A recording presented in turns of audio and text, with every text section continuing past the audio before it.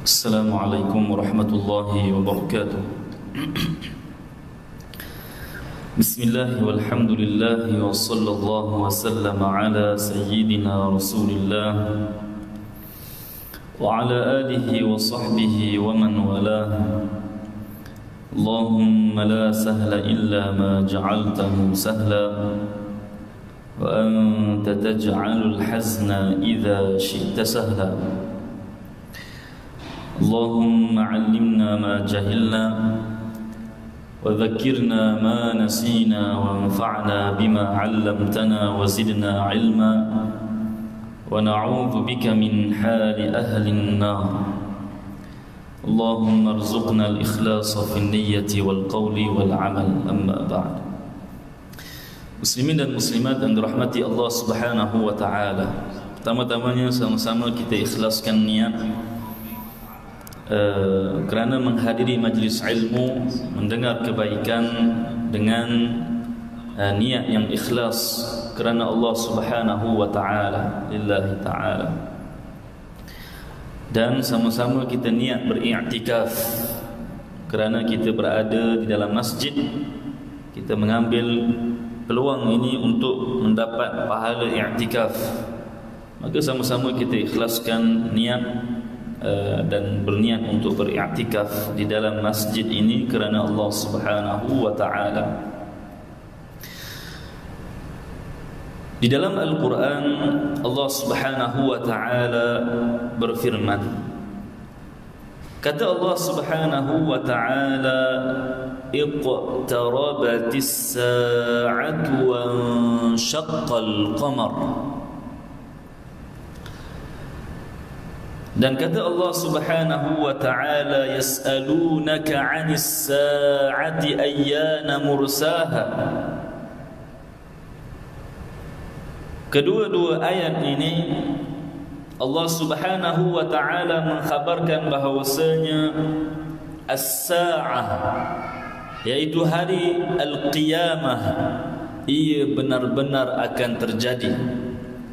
Kerana kata Allah, iqtarabatis sa'ah, didatangkan ayat ini di dalam sirah al-fi'lil madhi yang membawa makna perkara itu benar-benar akan berlaku.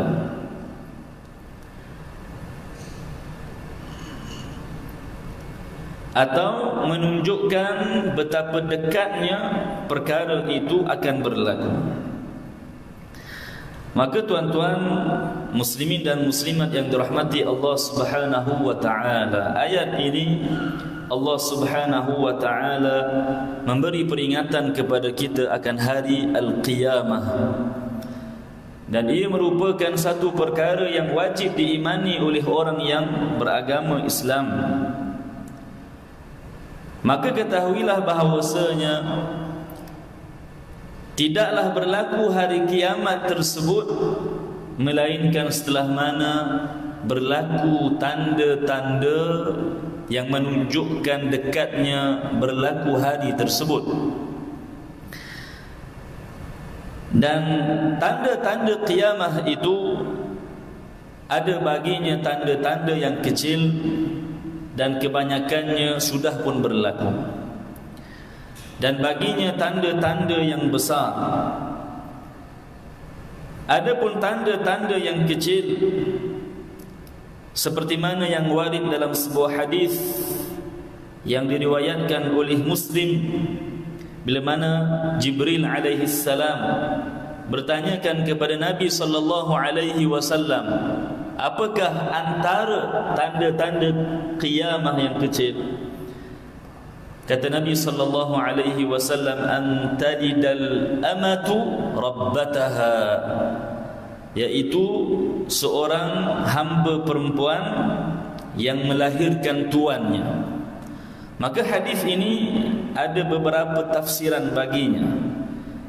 Antara makna antalidal amatu rabbataha, antara makna hadis ini adalah membawa makna antara tanda-tanda qiyamah yang kecil adalah ramainya anak-anak yang derhaka kepada kedua ibu bapanya, seolah-olah ibunya itu dilayan seperti seorang hamba perempuan, seorang hamba perempuan baginya. Maka bukankah itu sudah banyak berlaku, dan semakin banyak ianya berlaku, maka ini merupakan antara tanda-tanda al-qiyamah as-sughra, tanda-tanda kecil hari qiyamah. Dan antara tanda-tanda qiyamah yang kecil, seperti mana yang diriwayatkan dalam hadis oleh At-Tabarani, antara tanda-tanda qiyamah adalah runtuhnya gunung daripada tapaknya, dan berlakunya gempa bumi dengan begitu banyak, dan tersebarnya banyak penyakit-penyakit yang tidak pernah diketahui manusia sebelumnya, dan tersebarnya orang-orang yang berdusta di dalam ucapannya, penceramah-penceramah pendusta, orang-orang yang mendakwa baginya ilmu tetapi berdusta, dan antaranya orang yang mendakwa kenabian, dan itu juga berlaku pada hari ini. Antaranya juga perubahan udara pada musim panas, seolah-olah ianya berada di musim sejuk, dan udara yang berada di musim sejuk seolah-olah ia berada pada musim panas. Dan antara tanda-tanda al-qiyamah yang kecil, kurangnya ilmu dan tersebarnya kejahilan, yakni kejahilan di dalam ilmu agama. Maka ia juga telah pun berlaku dan banyak berlaku pada hari ini. Bukankah di dalam sebuah hadis Rasulullah sallallahu alaihi wasallam mengutuk dan mengecam sebahagian di kalangan umatnya yang alim tentang urusan dunia tetapi jahil di dalam urusan agama.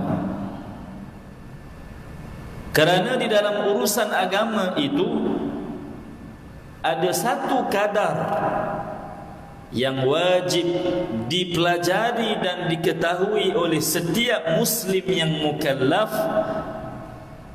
yaitu ilmu ad-daruri, ilmu fardu ain, ilmu yang berkaitan dengan asas aqidah, ilmu yang berkaitan dengan asas ibadah seperti bersuci, berwudu, yang berkaitan dengan najis, yang berkaitan dengan salat, yang berkaitan dengan perkara-perkara yang membatalkan salat, puasa, haji, zakat, muamalah, jual beli bagi orang yang ingin berjual beli, perkara-perkara yang berkaitan dengan riba. Ini semua termasuk di dalam ilmu fardu ain yang wajib dipelajari oleh setiap muslim yang mukallaf. Maka bila mana kurangnya ilmu, kurangnya tersebar ilmu, maka akan tersebar dengan banyaknya kejahilan, yaitu kejahilan dengan ilmu agama. Dan antara tanda-tanda al-qiyamah, banyaknya berlaku pembunuhan dan kezaliman,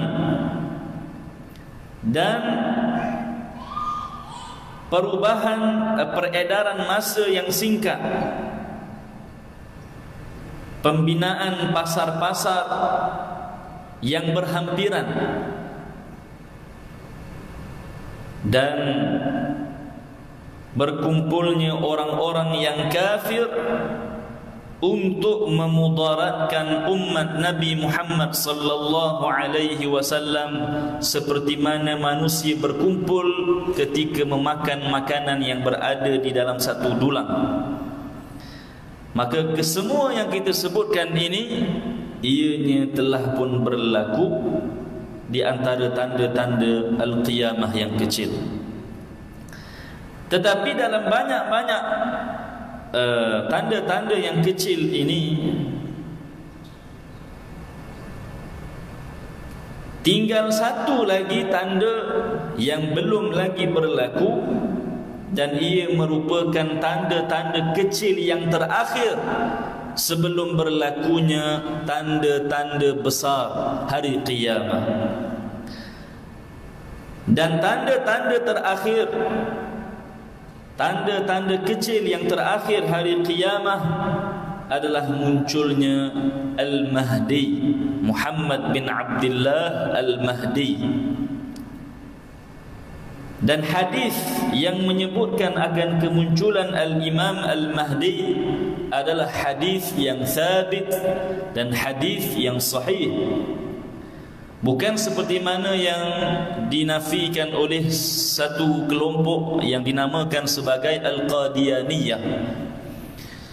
Di sana ada satu kelompok, tuan-tuan, ada satu golongan yang dinamakan mereka sebagai Al-Qadianiyah ataupun Al-Qadiani, pengikut kepada mereka ini satu kumpulan, satu kelompok yang merupakan pengikut kepada seorang lelaki yang sesat yang digelar sebagai Mirza Ahmad ataupun Ghulam Ahmad Al-Qadiani. Al-Qadian ini satu perkampungan, satu kawasan yang terletak di India. Maka lelaki ini antara kesesatannya yang jelas adalah dia mendakwa kenabian. Dia mendakwa bahawasanya dia adalah jelmaan ataupun seseorang yang diberikan kenabian seperti mana yang diberikan kepada Nabi Muhammad sallallahu alaihi wasallam. Dan kita sedia maklum, Rasulullah sallallahu alaihi wasallam adalah nabi yang terakhir, dan mustahil akan datangnya seseorang setelah Nabi sallallahu alaihi wasallam yang dilantik menjadi nabi. Kerana Allah Subhanahu wa taala berfirman di dalam Al-Quran, wa khatamun nabiyyin. Maka Mirza Ahmad ini ataupun Ghulam Ahmad Al-Qadiani, selain daripada dia mendakwa kenabian, antara kesesatannya adalah dia menafikan kemunculan Al-Imam Al-Mahdi. Begitu juga nanti kita akan sebutkan turunnya Al-Masih Isa, Nabi Isa alaihi salatu wassalam, yang mana ia merupakan tanda-tanda kiamat yang besar. Itu juga dinafikan oleh mereka. Sedangkan di sana ada hadis yang sahih, yang sabit, yang diriwayatkan oleh Abu Dawud, Al-Hakim dan At-Tirmizi. Kata Nabi sallallahu alaihi wasallam daripada hadis Ibn Mas'ud radhiyallahu anhu, la taqumus sa'atu hatta yamlikan nasa rajulun min ahli baiti yuwati'u ismuhu ismi wasmu abihi isma abi fayamla'uha qistan wa adla. Kata Nabi sallallahu alaihi wasallam, tidak akan berlakunya al-qiyamah, yakni tanda-tanda besar al-qiyamah. Maknanya selagi mana tak munculnya Imam Al-Mahdi, selagi itu tidak akan berlakunya tanda-tanda besar qiyamah. Sebab kemunculan Al-Imam Al-Mahdi adalah tanda akhir yang kecil. Bila berlaku je tanda yang akhir itu, yang kecil, barulah bermula 10 tanda qiyamah yang besar. Maka kata Nabi, tidaklah berlaku al-qiyamah sehingga seorang lelaki yang akan mentakbir manusia di kalangan ahlul bait, yaitu dia seorang yang berketurunan Nabi. Dan difahami daripada hadis ini bahawasanya Imam Al-Mahdi, bila mana kita kata berketurunan Nabi, maknanya daripada jalan Fatimah, sebab tidak ada keturunan Nabi SAW melainkan daripada anak Nabi Fatimah. Daripada Fatimah, siapakah anaknya? Hasan dan Husain. Maka difahami bahawasanya Al-Mahdi sama ada dia berketurunan Al-Husaini, iaitu dia balik kepada Husain, ataupun berketurunan Hasani, iaitu balik susur galurnya kepada Hasan.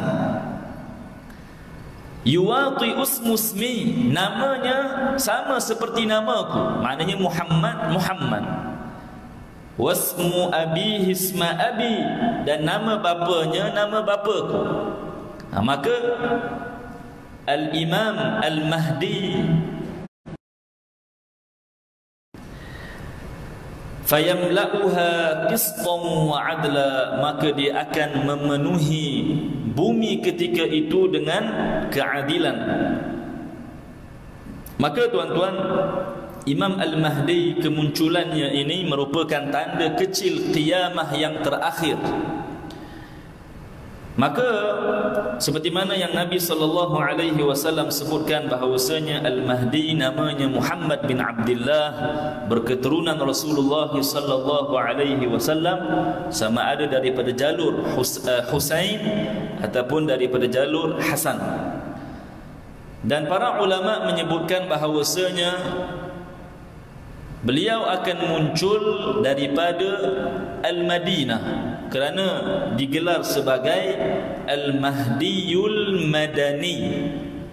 Al-Mahdiyul Madani, yakni Al-Madinah, dinisbahkan kepada Al-Madinah kerana dia akan muncul daripada kota Madinah. Dan ibu bapanya Abdullah, bapanya, dan ibunya Madaniyan, iaitu ibu dan bapanya juga kedua-duanya daripada Madinah.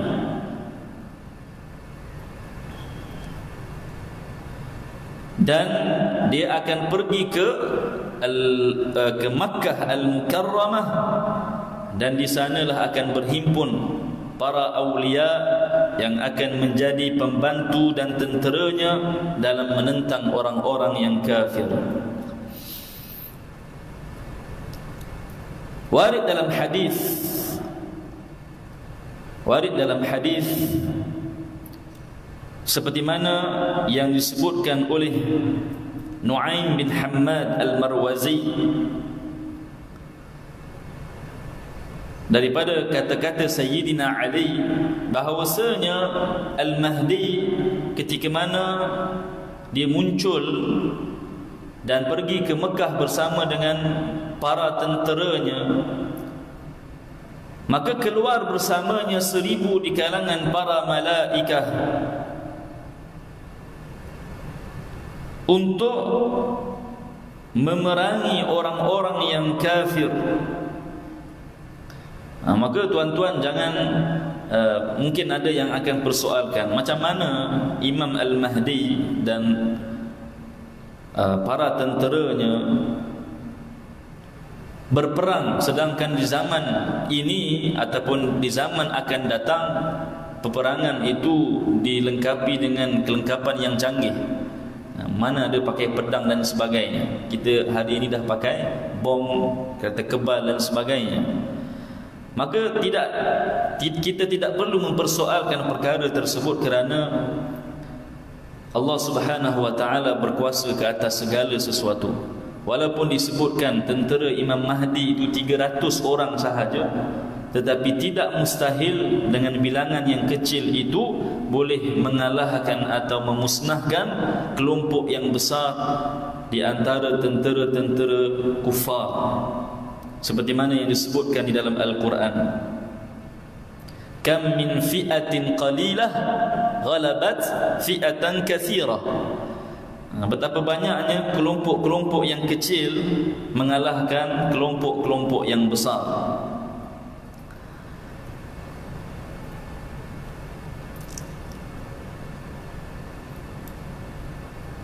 Maka di zaman kemunculan Al-Imam Al-Mahdi akan berlakunya kelaparan. Adapun orang-orang yang beriman ketika waktu tersebut, mereka dikenyangkan dengan at-tasbih dan at-taqdis, yaitu berzikir kepada Allah Subhanahu wa taala.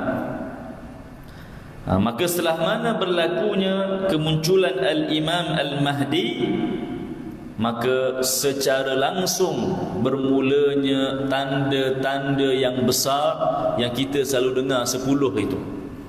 Bila muncul sahaja Imam Al-Mahdi, maka setelah itu tahulah bahawasanya akan bermulalah satu persatu daripada tanda-tanda qiyamah yang besar, yang 10 yang masyhur, yaitu keluarnya Ad-Dajjal.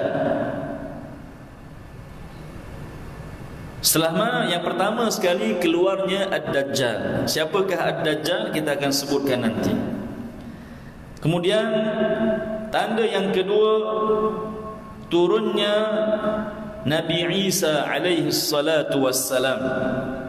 Nabi Isa alaihi salatu wassalam, kita orang Islam wajib meyakini dan beriman bahawasanya Nabi Isa alaihi salatu wassalam tidak dibunuh dan tidak disalib seperti mana yang didakwa oleh golongan Nasrani. Dalam Al-Quran Allah Subhanahu wa taala berfirman,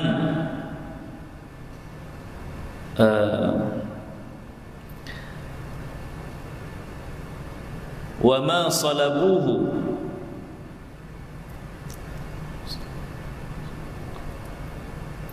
ana jadi syak pula, kena tanya tuan imam agaknya. Wa ma salabuhu wa ma qataluhu, tuan imam, betul ke? Wa ma salabuhu wa ma qataluhu. Saya syak sama ada wa ma salabuhu dahulu ataupun wa ma qataluhu dahulu. Yang penting di dalam ayat itu Allah Subhanahu wa taala menegaskan bahawasanya Nabi Isa tidak disalib. Ma salabuhu, mereka tidak mensalibkan Isa alaihi salatu wassalam. Wa ma qataluhu, dan mereka tidak membunuhnya. Maka ini bermakna Nabi Isa alaihi salatu wassalam tidak dibunuh dan tidak disalib, bahkan diangkat oleh Allah Subhanahu wa taala ke langit yang kedua sehingga ke hari ini masih hidup. Inni mutawaffika wa rafi'uka, kata Allah dalam Al-Quran. Maksudnya sesungguhnya Allah taala mengangkat Isa ke langit yang kedua. Wa mutawaffika, mutawaffika yakni Allah Subhanahu wa taala setelah mana Nabi Isa turun barulah diwafatkan oleh Allah Subhanahu wa taala. Maka tanda yang kedua adalah turunnya Nabi Isa alaihi salatu wassalam. Setelah mana Nabi Isa alaihi salam, keluarnya Ya'juj dan Ma'juj, dua kelompok besar manusia di kalangan orang-orang yang kafir. Antara tanda-tanda yang tanda-tanda qiyamah yang besar, terbitnya matahari daripada arah barat, keluarnya binatang daripada bumi. Dan kedua-dua tanda tersebut, yaitu terbitnya matahari daripada arah barat dan keluarnya binatang tersebut, berlaku di antara waktu subuh dan waktu duha, maknanya dalam waktu yang singkat. Kemudian antara tanda yang seterusnya, keluarnya asap, dan asap itu tersebar di bumi.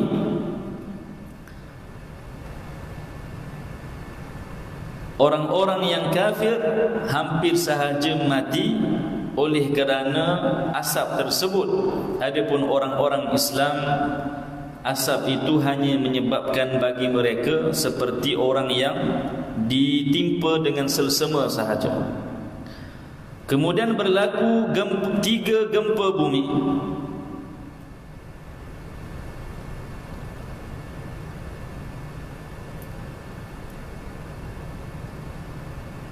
Dan keluarnya api daripada Adan, iaitu sebuah tempat yang berada di Yaman. Baik, maka ini adalah 10 tanda besar hari kiamat. Maka 10 tanda-tanda ini tuan-tuan, bila mana ia berlaku satu persatu sampailah habis. Setelah itu barulah berlaku kiamat. Setelah itu barulah berlakunya kehancuran bagi alam ini. Adapun tafsil, perincian bagi setiap tanda-tanda tersebut, mungkin kita tidak sempat untuk menyebutkannya ketika ini, tetapi kita sebutkan satu persatu mana yang sempat. Maka yang pertama tuan-tuan, kita kata keluarnya Dajjal. Dajjal juga dipanggil dengan Al-Masihud Dajjal. Ad-Dajjal dipanggil dengan Al-Masih kerana dia dikurniakan oleh Allah Subhanahu wa taala kekuatan untuk berjalan, sehingga dia mampu untuk mengelilingi dunia ini dalam tempoh yang singkat, dengan tujuan untuk menyesatkan manusia yang hidup ketika itu. Dan hanya 2 tempat yang dia tidak boleh memasukinya, iaitu Makkah dan Al-Madinah.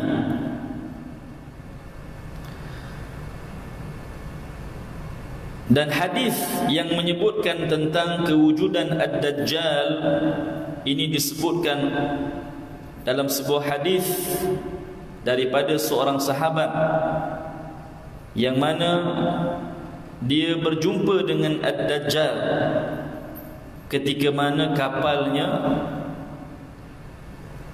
karam dan terdampar di sebuah pulau yang ada padanya Ad-Dajjal.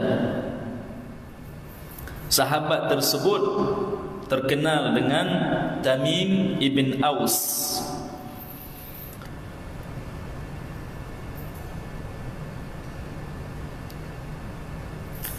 Maka Allah Subhanahu wa ta'ala menguji hamba-hambanya dengan menjadikan bagi Ad-Dajjal ini berlaku kepadanya perkara-perkara yang mencari adat, perkara-perkara yang ajaib, seperti mana Allah Subhanahu wa ta'ala memberikan kekuatan baginya untuk membelah seseorang lelaki di kalangan orang beriman yang mendustakan dirinya kepada 2 bahagian. Kemudian dia boleh menghidupkan semula lelaki tersebut dengan izin Allah. Maka ini antara satu bala ataupun musibah, bila mana terzahir perkara ajaib tersebut pada tangan Ad-Dajjal, boleh menghidupkan seorang lelaki yang telah dibunuhnya. Maka ini satu ujian dan musibah bagi orang-orang yang melihat akan perkara tersebut. Dan Allah Subhanahu wa ta'ala memberikan kepadanya kekuatan sekira-kira bila mana dia katakan kepada langit, turunkan hujan, maka ia akan turun. Dan sekiranya dia katakan kepada bumi untuk keluarkan tanamannya, nescaya ia akan mengeluarkan tanamannya.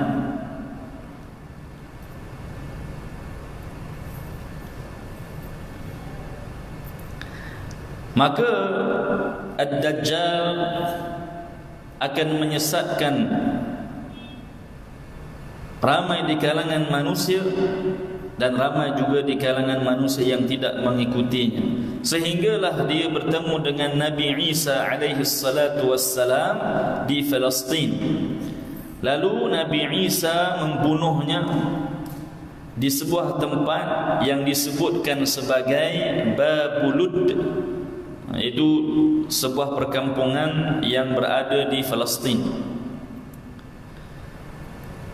Adapun Ya'juj dan Ma'juj, maka kedua-duanya merupakan dua kabilah. Satu kabilah dinamakan Ya'juj dan satunya dinamakan sebagai Ma'juj. Mereka ini adalah manusia seperti kita, di kalangan orang-orang yang kafir. Semua mereka adalah orang-orang yang kafir. Adapun tempat mereka di mana? Tempat mereka itu dihijabkan daripada pandangan manusia, berada pada satu sudut di antara sudut-sudut bumi Allah Ta'ala. Maka manusia tidak boleh melihat mereka, dan mereka juga tidak boleh melihat kepada manusia. Dan seperti mana yang disebutkan di dalam surah Al-Kahf, yang mana As-Sa'bu Dzulqarnain, Allah Subhanahu wa ta'ala mengilhamkan kepadanya untuk membina binaan yang tinggi bagi menghalang keluarnya Ya'juj dan Ma'juj ini merosakkan manusia yang hidup di dunia. Akan tetapi Ya'juj dan Ma'juj setiap hari mereka berusaha untuk keluar daripada dinding yang menghalang mereka. Maka mereka mengorek lubang.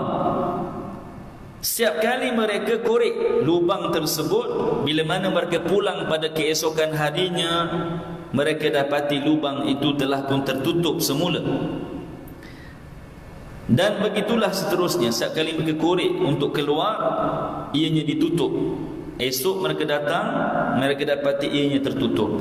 Sehinggalah bila mana hampir berlakunya hari Al-Qiyamah, sehingga Allah takdirkan waktu itu mereka akan keluar, Allah akan ilhamkan kepada mereka. Setiap kali mereka korek, mereka akan kata, esok kita akan sambung insya-Allah. Maka bila mana mereka kembali semula esok itu, mereka dapati lubang itu masih berada dalam keadaan yang sama. Dan begitulah mereka teruskan sehingga berjaya keluar daripada lubang tersebut. Dalam sebuah hadis yang diriwayatkan oleh Ibnu Hibban dalam sahihnya, Rasulullah sallallahu alaihi wasallam mengkhabarkan Ya'juj dan Ma'juj ini bilangannya ramai, sehingga kan kata Nabi, tidak akan mati seorang pun di kalangan mereka. Tidak akan mati seorang pun di kalangan mereka sehingga dia melahirkan 1000 orang daripada dirinya. Dia tak akan mati setelah mana melahirkan 1000 orang. Makna jumlah mereka sangat ramai. Sehingga kan kata ulama, pada hari qiyamah nisbah bilangan manusia, semua manusia jika dibandingkan dengan mereka adalah 1 dengan 100. Kata ulama, wallahu a'lam, bagaimana mereka hidup pada ketika ini, apa yang mereka makan dan sebagainya. Adapun kisah-kisah yang menyebutkan bahawa konon-kononnya telinga mereka ini panjang, mereka tidur atas telinga mereka seperti makhluk asing, itu tidak benar, itu tidak sabit. Hadis perkhabaran itu tidak sabit, kata ulama, seperti mana disebutkan oleh Al-Haythami.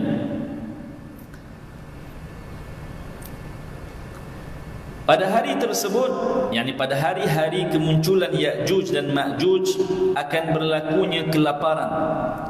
Maka Ya'juj dan Ma'juj akan melalui sebuah tasik yang bernama Tabariyah ataupun Tabariyah, yang mana tasik itu terletak di Palestin.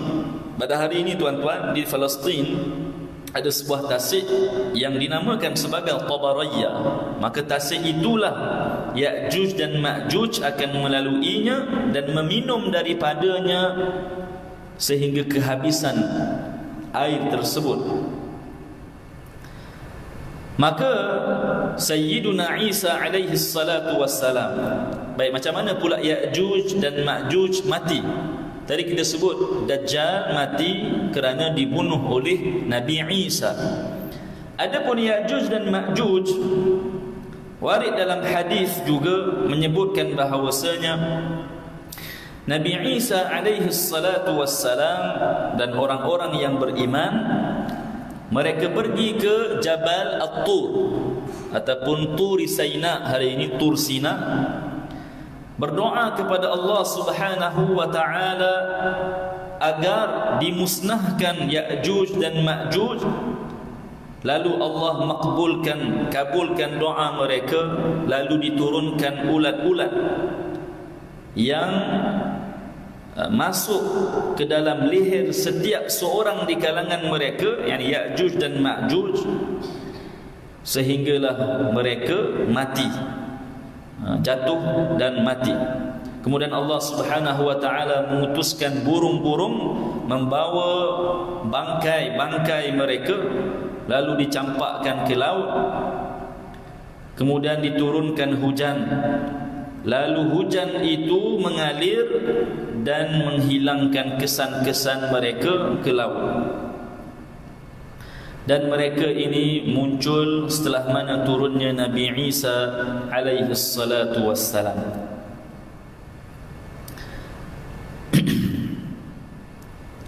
Adapun Nabi Isa alaihi salatu wassalam, Nabi Isa alaihi salatu wassalam turun daripada langit bersamanya dua malaikat, yang mana dikhabarkan dalam hadis yang diriwayatkan oleh Muslim. Dia keluar dalam waktu yang mana di sana ada sebuah menara terletak di timur Dimashq. Nabi, bila mana Nabi khabarkan perkara tersebut, ketika itu di Syam belum ada menara tersebut. Tetapi hari ini sudah ada menara tersebut, menara yang berwarna putih, menara lapangan terbang Syam timur Dimashq. Dan ada hadis yang mana disebutkan bahawasanya setelah mana 40 tahun Nabi Isa diwafatkan oleh Allah Subhanahu wa taala. Maka sampai di sini dahulu tuan-tuan, kita sempat sebutkan tentang tanda-tanda hari kiamat, yang mana semua ini tuan-tuan kita sebutkan tidaklah ianya melainkan sebagai satu peringatan bahawasanya dunia ini ia akan berakhir.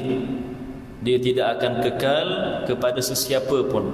Hatta Rasulullah sallallahu alaihi wasallam, dunia ini tidak kekal buat baginda, apatah lagi bagi kita. Maka bila mana Nabi mengkhabarkan tentang tanda-tanda qiyamah, bila mana kita melihat banyak berlaku tanda-tanda tersebut, jadikan ia sebagai satu peringatan untuk kita melakukan persiapan. Dan antara sebaik-baik persiapan bagi menghadapi hari tersebut, semestinya dengan amalan yang soleh. Tetapi tidaklah amalan itu boleh dilakukan dan dijamin akan kesahihannya melainkan dengan ilmu agama. Maka persiapan yang pertama tuan-tuan adalah dengan ilmu agama, kemudian dengan beramal dengan ilmu tersebut, dan dengan bertaubat daripada dosa-dosa yang lalu. Mudah-mudahan Allah Subhanahu wa taala mematikan kita dalam iman. Mudah-mudahan Allah Subhanahu wa taala mematikan kita dalam sebaik-baik keadaan. Aqulu qawli hadza wa astaghfirullah li wa lakum. Assalamu alaikum warahmatullahi wabarakatuh.